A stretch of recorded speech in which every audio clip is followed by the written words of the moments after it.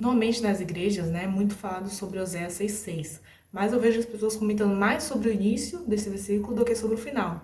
O início fala que Deus prefere misericórdia a sacrifícios, e o final fala que Deus prefere conhecimento de Deus do que holocaustos.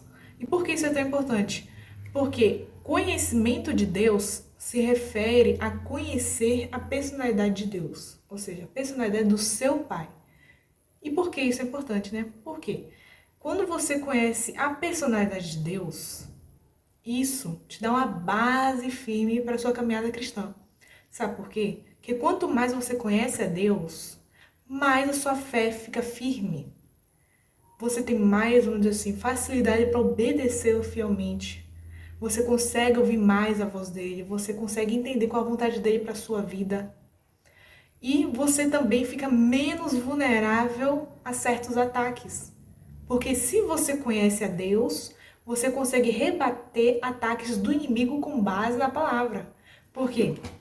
Gente, a palavra é principalmente a base de tudo para você conhecer Deus. É essencial você ler a palavra para conhecer a Deus.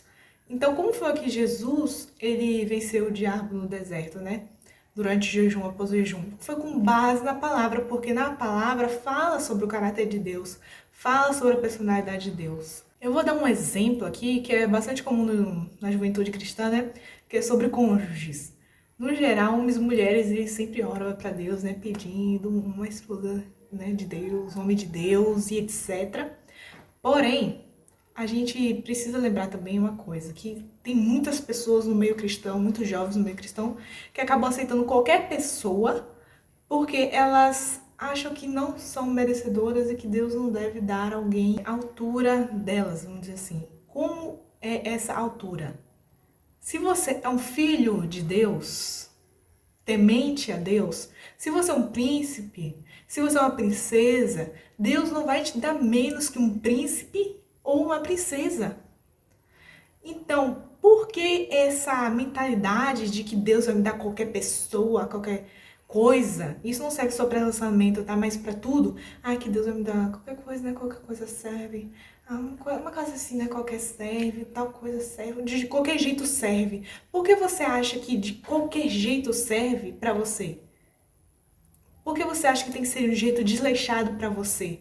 Porque você criou uma mentalidade, você tem uma mentalidade presa culturalmente na sua vida que foi criada a partir da falta de conhecimento de Deus. Foi criada por dois simples fatos, que o primeiro deles pode ser que você teve um pai na infância que foi ruim, tá?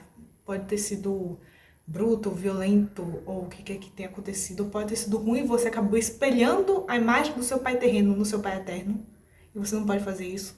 E a segunda opção é de que você não conhece a Deus, você não se conhece, não conhece a Deus, então você não entende que Deus é um pai perfeito, eterno, que cuida, que zela, que tem amor por você. Então o fato de você acreditar que Deus vai te dar qualquer pessoa, ou vai te dar um trabalho de qualquer jeito, um vestido de casamento de qualquer jeito, é porque você não conhece tanto a Deus ao ponto de entender que Ele é um pai que cuida de você.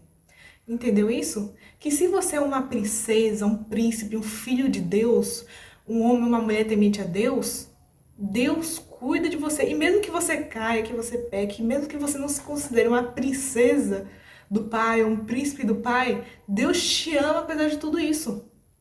Porque Deus sabe que nós não somos perfeitos, a gente não consegue ser perfeito, o único perfeito e santo é Deus, é Jesus. Mas você precisa ter o conhecimento da personalidade do seu pai para conseguir ter uma relação íntima com ele. Para conseguir vencer essas amarras, né, que normalmente prendem a nossa vida. Quantas coisas a gente acha que é limitante pelo simples fato de que a gente acha que o nosso pai, ele não é capaz disso, não é capaz daquilo, sendo que a própria palavra diz que nada é impossível para Deus, e pelo fato de você não ler a palavra, é por isso que você não entende.